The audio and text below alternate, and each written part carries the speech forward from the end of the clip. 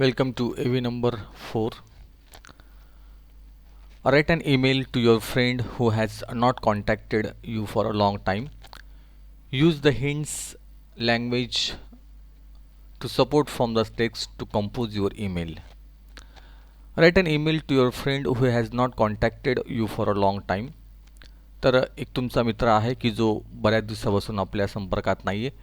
त्याला एक ईमेल जो आहे तो आपण ह्या ठिकाणी तयार करायचा आहे. तर बघूया ह्या ठिकाणी काय ईमेल दिलेला आहे. टू म्हटलेला आहे abc@xyz.com. सब्जेक्ट त्या ठिकाणी कुठलाही सब्जेक्ट ह्या ठिकाणी दिसत नाही आपल्याला. Dear name, how you have been. It has been a while since we last had a conversation. If I am not wrong, it has been more than a year or two. I hope things are going well with you. I was going through some old albums that I found yesterday while cleaning the cupboard. I also came across a photo which we had taken with the monkeys.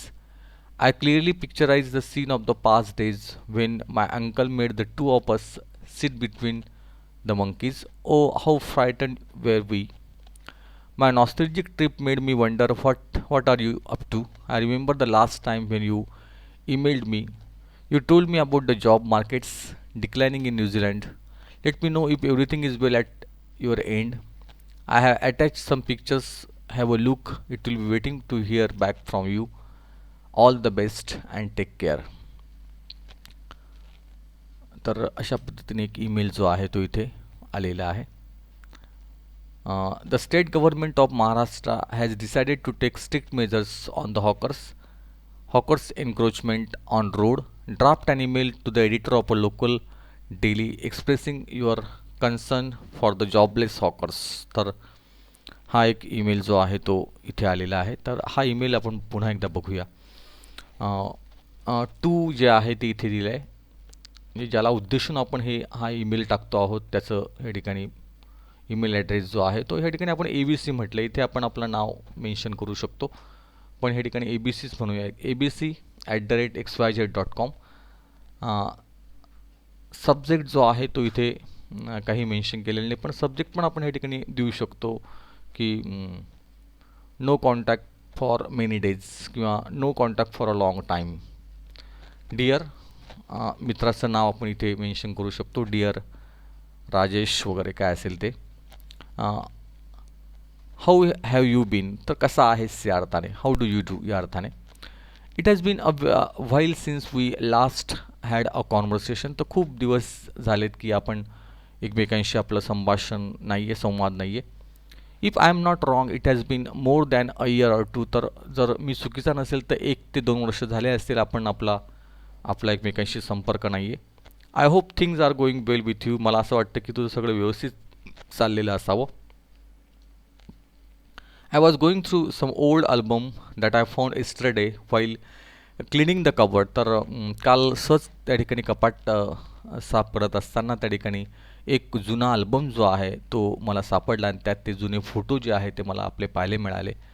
I also came across a photo which we had taken with the monkeys. तर काही photo जे होते ते आपले लहानपणाचे ते photo मी बघितले की जे खास आपण काढलेले होते.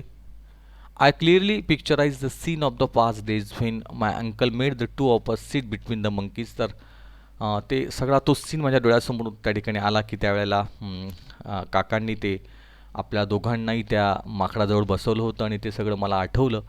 ओ हाऊ फ्रायटन वी वेअर. तर त्यावेळेला आपण किती घाबरलो होतो त्या क्षणाला, तेही मला त्या ठिकाणी आठवलं. निश्चितच त्या आठवणी मनात तुझ्याविषयीच्या जागृत झाल्या आणि तुला लिहावंसं वाटलं हे पत्र.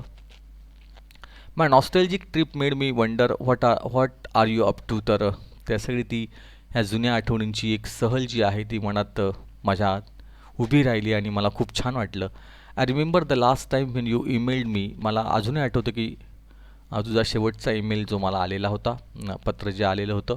You told me about the job markets declining in New Zealand. तू त्यात म्हटलं होतं की तुझं सध्याचं न्यूझीलंडमधलं जे मार्केट आहे ते अतिशय मंदी चाललेली आहे या अर्थाने तू लिहिलेलं होतं. Let me know if everything is well at your end. आता मला फक्त एकच हवं आहे की नेमका सध्या तुझं काय चाललं आहे ते मला तू कळवशील असे अपेक्षा मी करतो.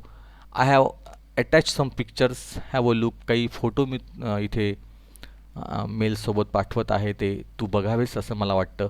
I will be waiting to hear back from you. तुझ्याकडनं त्याविषयीची अजून काही माहिती मला तू देशील असं मला अपेक्षा आहे. All the best and take care. तर काळजी घे आणि शुभेच्छा असं त्या ठिकाणी लिहिलेलं आहे. आणि नेम जे आहे आपलं एक नाव आपण या ठिकाणी लिहू शकतो. तर या पद्धतीने एक छोटासा ईमेल जो आहे तो इथे आपण आपल्या पुस्तकात दिल्याप्रमाणे तो आपण पूर्ण केलेला आहे. नंतरचा ईमेल जो आहे, state government of Maharashtra has decided to take strict measures on the hawkers. तर आपल्या राज्य सरकारने, महाराष्ट्र सरकारने त्या ठिकाणी जे रस्त्यावरचे जे काही पदपथावर बसणारे जे काही फेरीवाले आहेत त्यांच्याविरुद्ध अतिशय कडक कार्यवाही सुरू केलेली आहे. त्याबद्दल त्या ठिकाणी ईमेल लिहायचा आहे. तर एन्क्रोचमेंटचा अर्थ आहे त्या ठिकाणी जे आपल्याला हॉकर्स एन्क्रोचमेंट म्हणजे फेरीवाले जे आहेत त्यांनी जे अतिक्रमण केलेलं आहे त्याबद्दल त्या ठिकाणी अतिक्रमण त्याला एन्क्रोचमेंट असं म्हणतात. Draft an email to the editor of a local daily expressing your concern for the jobless hawker. तर याबद्दल एक संपादकांना आपल्याला ईमेल लिहायचा आहे आणि त्या ठिकाणी आपल्याला विशेष करून मेन्शन करायचं आहे की ह्या लोकांचा कामधंदा जो आहे तो नक्कीच बुडणार आहे. तर त्या संदर्भातला एक ईमेल जो आहे तो त्या ठिकाणी आलेला आहे. टू त्या ठिकाणी आपण मेन्शन करू शकतो की त्या ठिकाणी टू द मॅनेजर या अर्थाने आपण स्टेट गव्हर्नमेंट ऑफ महाराष्ट्र किंवा टू द एडिटर त्या ठिकाणी लिहू शकतो आपण, कारण एडिटरला आपलं हे to the editor Times of India New Mumbai. Subject hawkers dilemma. Dear madam or dear sir, this is to bring to your notice the strict measures that has been taken by the Deputy Municipal Commissioner of Mumbai against hawkers encroaching on roads of Mumbai.